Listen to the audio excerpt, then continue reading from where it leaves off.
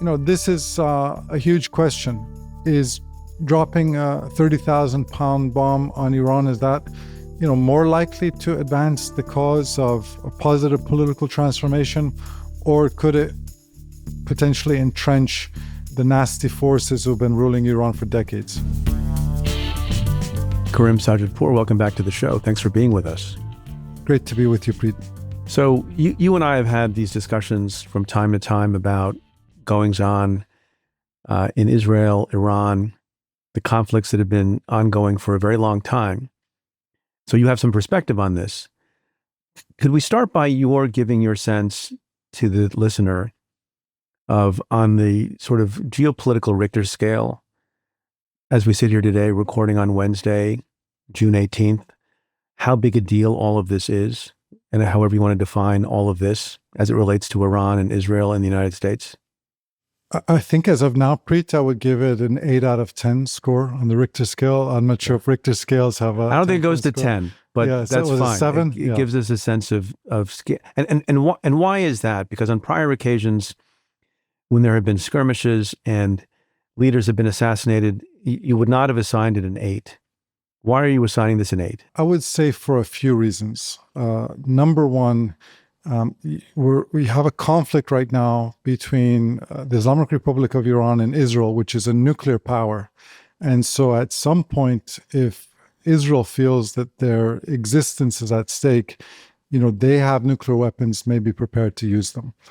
Number two, there is a distinct possibility that in the coming days, President Trump may feel the need to enter this war, specifically to destroy an Iranian nuclear facility in the city of Fordo, which is built half a mile underground, and which I think both American and Israeli officials understand Israel cannot do. The U.S. has the plane for that, the B-52, and the 30,000-pound bunker busters that would require to hit a facility that deep. And then finally, we're talking about the potential implosion, or certainly the instability, destabilization of an Iranian regime that's been in power since 1979. And the potential change of that regime could have profound global geopolitical implications. So this is, in my view, an 8 out of 10 crisis now, perhaps a 9, which could rapidly move to a 10. Since 1979, have there been other moments that would rank as high on the question of the viability of the Iranian regime? There have been a couple moments when the regime really looked to be on its heels, including most recently a couple years ago when we had the Women Life Freedom protests. That was as a result of internal tumult. We've never had this situation, certainly not since the Iran-Iraq War, which was very different because Iran was then fighting Saddam Hussein's army, which was similar in strength or weakness to Iran. Now you have Iran in a direct conflict with one of the greatest, the greatest military in the Middle East, the State of Israel, and potentially against the greatest military superpower in the world, the United States. And so currently they're under enormous external pressure. That hasn't yet translated, in my view, to signs that the regime is on the verge of internal implosion. The things that you would look for are elite fissures, right? Elite defections, popular tumult. At the moment, the Iranian population is under aerial bombardment, and they're not, I don't think, thinking about waging political protests. They're just worried about their day-to-day security. But when the dust settles in the coming days and weeks and months, the regime's legitimacy could certainly be impacted. I'm going to ask a dumb question. Does all of this go away for Iran? Does the existential threat to the regime go away? Does peace get established if they simply credibly renounce any near-term or medium-term interest in developing a nuclear capability? That was the deal that was on offer for them last week from President Trump. President Right. Trump, I don't think he didn't care about regime change. He said even this regime can be good. He didn't even prioritize Iran transforming its conduct in the Middle East to say you have to stop supporting these proxies like Hezbollah. All he said is you can't enrich uranium. Now, obviously, the United States and Israel are at the moment, things could change next week, but at the moment in a much stronger position than Iran. And what Trump tweeted yesterday were the words unconditional surrender. Right. What does that mean? I don't know if he necessarily knows what that means. Yeah. Um, He saw it in a movie. yeah. Unconditional surrender. And, He wants someone to wave a white flag. well, it's remarkable that, we have probably a multi-billion-dollar strategic communications enterprise and the State Department and Pentagon and elsewhere.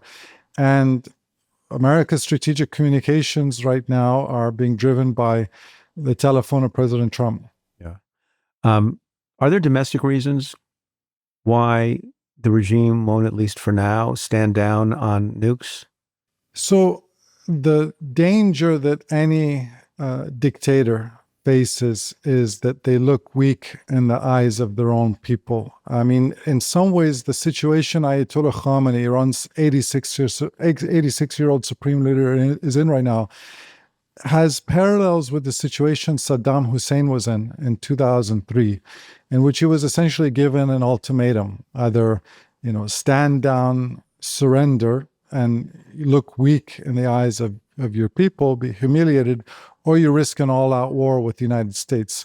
And he didn't take the threat of the second option perhaps sufficiently seriously, and we know what happened. And I think similarly, based on the speech that he gave this morning, Ayatollah Khamenei, his speech was one of defiance to say, we're not going to surrender, we're going to continue to fight. So he hasn't given indication that he's prepared to those to meet those terms. You wrote a few days ago something interesting. We know from history the full impact of Israel's attack on Iran will take years to unfold. And then you write, it could prevent an Iranian bomb or ensure one. What's the scenario in which it would ensure an Iranian bomb? Okay, so this is, I think, the profound choice that President Trump has before him, because there's risks of action, which we can talk about, and there's risks of inaction.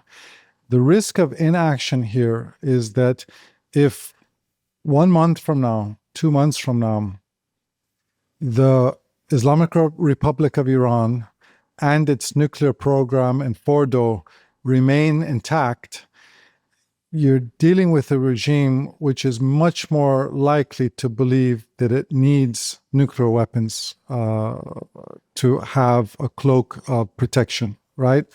And what is likely to happen then is you have a revanchist, angry regime in which you have security forces who are much more empowered. They were significantly empowered as of last week, but even more so.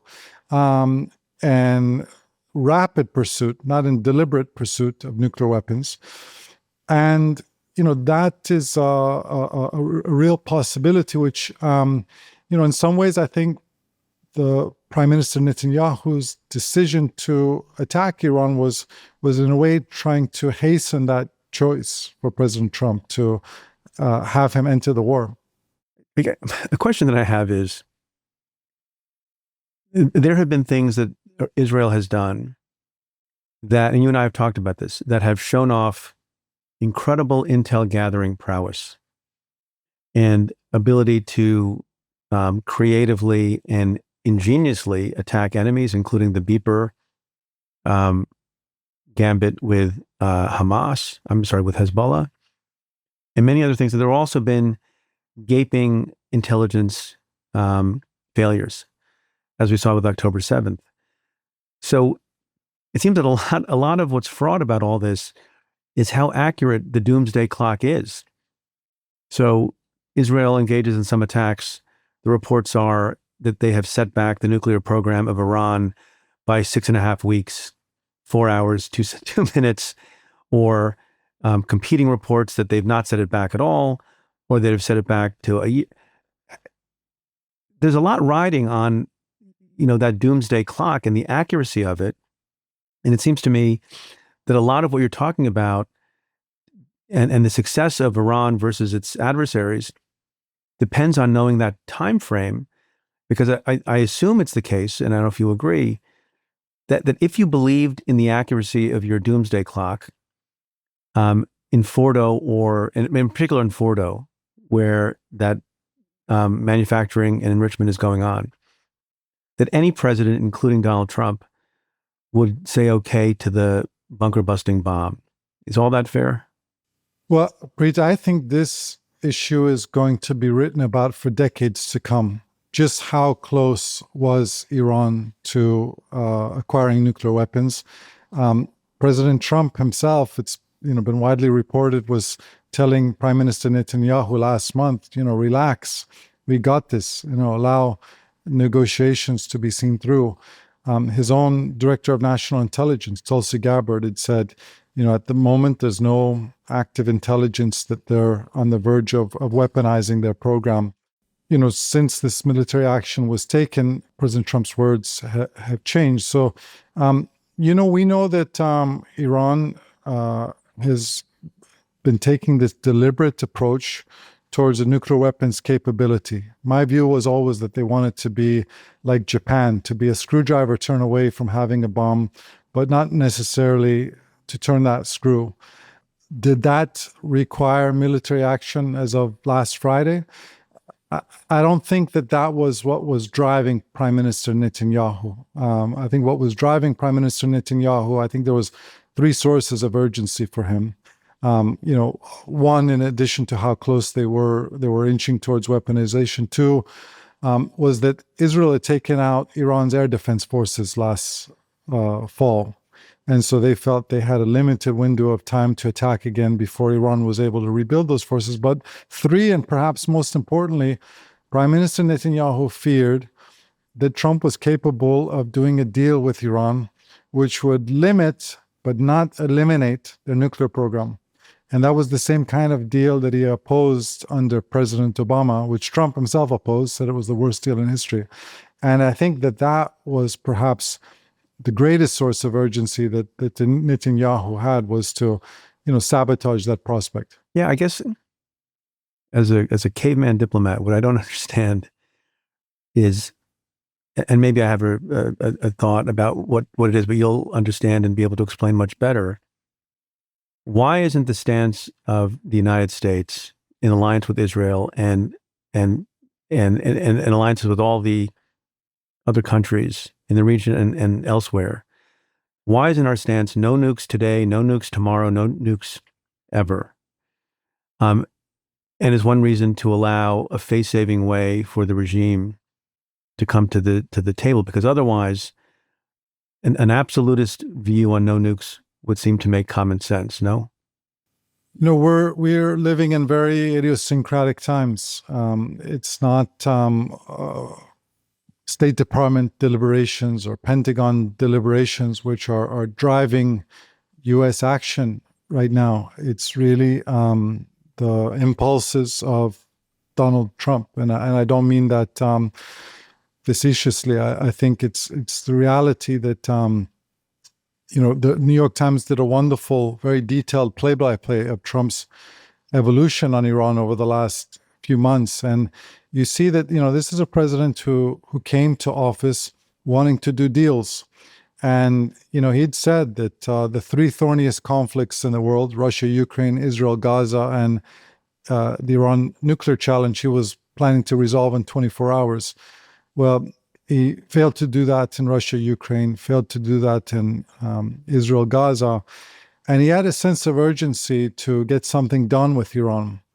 And what transpired over the last couple of months is this combination of the persistence and insistence of Prime Minister Netanyahu, coupled with the defiance of Iran's supreme leader. Remember, he had sent Steve Witkoff to at least 6 rounds of negotiations with Iran, and didn't seem to be the talks didn't seem to be yet materializing. That's not to say they wouldn't have materialized, but negotiating with Iran is not it's not a 48-hour process.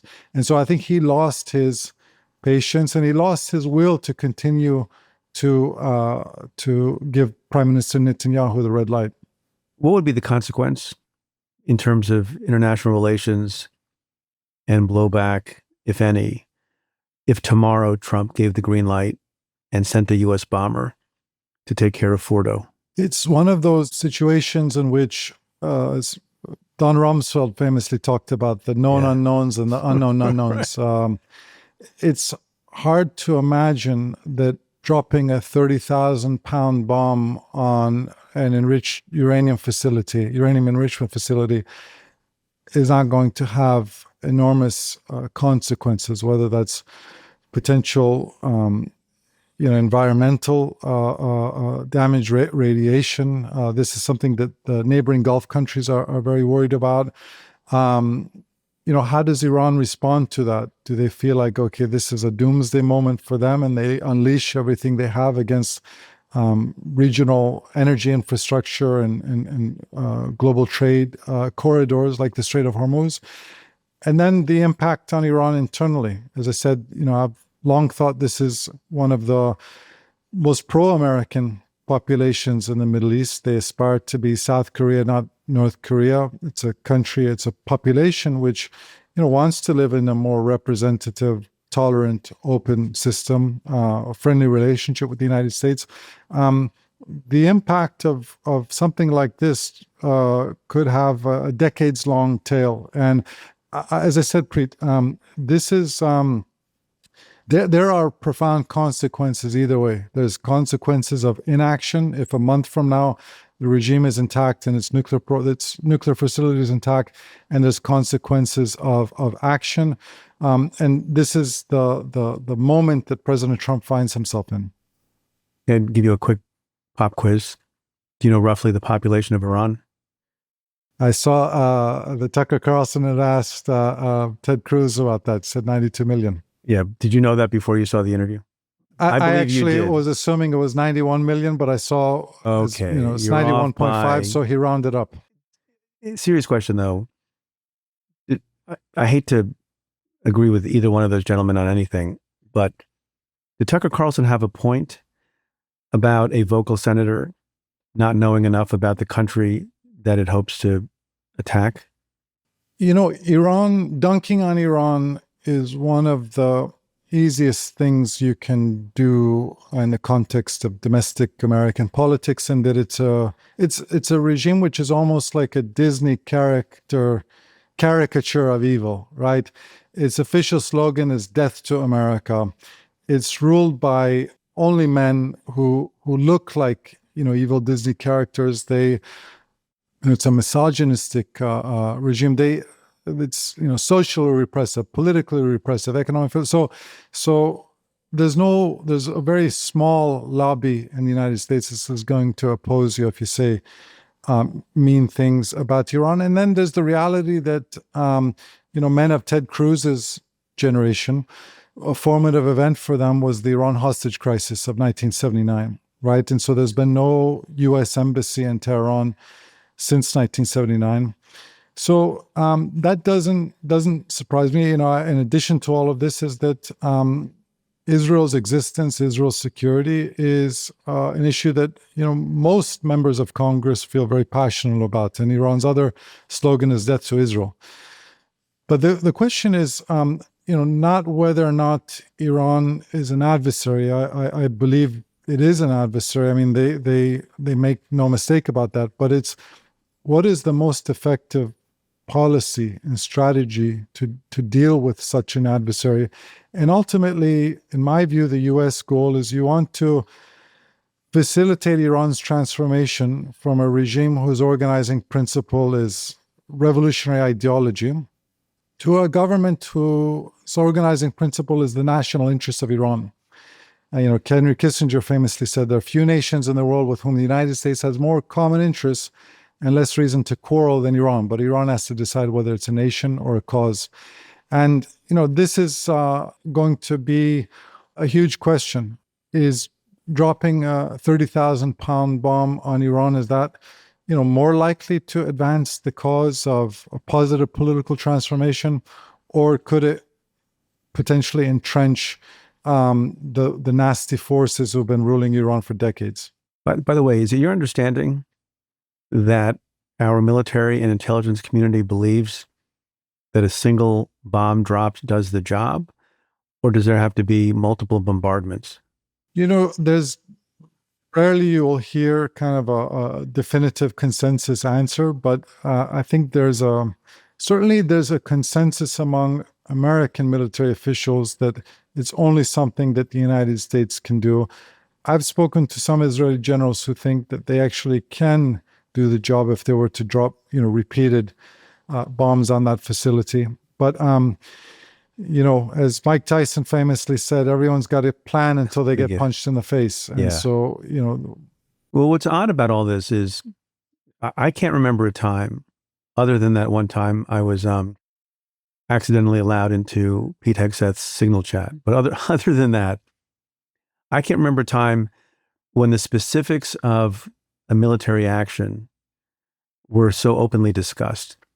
The particular plane, the particular armament, the particular target, the particular location, the particular likelihood of success.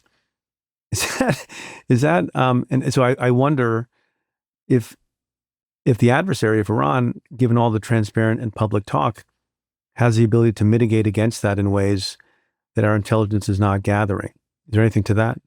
Anything is possible. I think, Preet, I want to be very humble in saying that had we been having this conversation 7 days ago and you asked me, what is the likely outcome of everything that's happening, I would have said, well, I think President Trump and Iran, they will reach some type of a limited nuclear deal. I thought that's where things were headed.